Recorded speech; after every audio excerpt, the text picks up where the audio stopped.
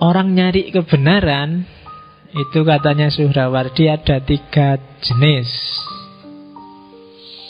Yang pertama, sufi yang tidak mampu mengungkapkan pengalamannya secara diskursif, secara burhan, secara demonstratif, pakai logika-logika rasional.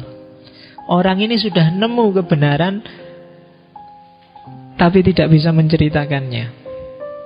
Kebenarannya hanya untuk dirinya. Dia sudah benar, sudah beres hidupnya, sudah sah jadi manusia muslim yang sejati. Orang pertama. Ada orang kedua. Orang ini pinter filsafat, pinter ngomong, rasionya canggih, menjelaskan apa saja orang paham, cuma tidak punya pengalaman mistik.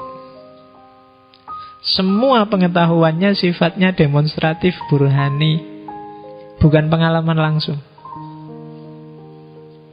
Ini orang jenis kedua. Ya mungkin saya yang di sini golongannya nomor loro. Iso ngomong ning ra iso ngelakoni. Cerita sih enak, emangnya dilakoni gampang.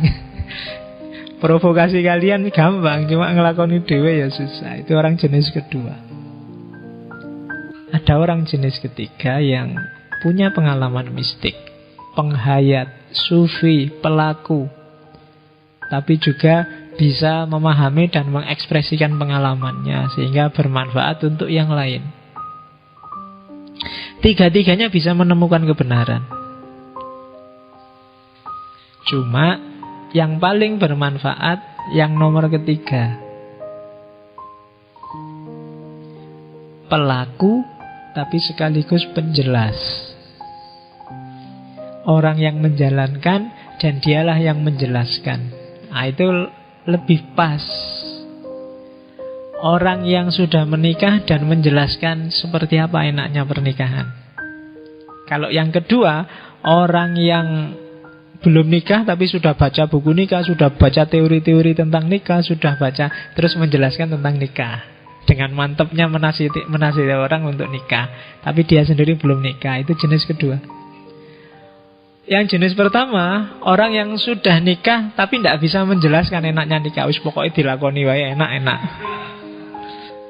Nah, itu yang jenis pertama. Ngomong ra iso. Suruh cerita gimana enaknya nikah. Gimana ya? Enak-enak. Ya, itu orang jenis pertama.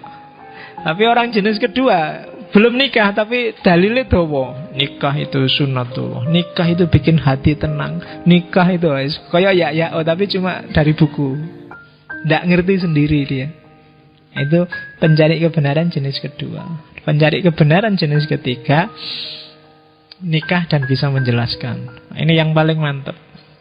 Yang pertama punya kebenaran langsung tapi tidak bisa menjelaskan. Yang kedua punya kebenaran tapi tidak langsung. Yang ketiga punya kebenaran langsung dan bisa menjelaskan. Nah, ini tipe-tipe orang. Level ketiga, level terakhir itulah level puncak. Dan Suhrawardi merasa dan menganggap yang paling bermanfaat yang ketiga itu. Makanya saya berusaha untuk di yang ketiga. Makanya terus dia menggabungkan filsafat peripatetik, menggabungkan khazanah kemarin itu kan filsafat Islam, menggabungkan tradisi Yunani, menggabungkan tradisi Zoroaster, diolah jadi satu, diekspresikan sesuai versinya dia. Karena Suhrawardi punya asumsi ada namanya perennial wisdom, kebenaran abadi. Dia ada di tradisi manapun, dia ada dalam budaya religius manapun. Kebenaran ini abadi, hanya bungkusnya yang beda-beda. Jadi sumbernya yang beda-beda, tafsirnya orang terhadap kebenaran ini yang macam-macam. Tapi dia abadi. Dia ada di Yunani, dia ada di Mesir, dia ada di Persia kuno, dia ada. Kita tinggal menjelajahi dan pasti akan ketemu itu.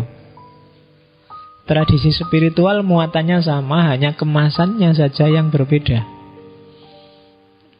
Dan itu nanti yang coba dijelaskan lewat filsafat cahayanya Suhrawardi.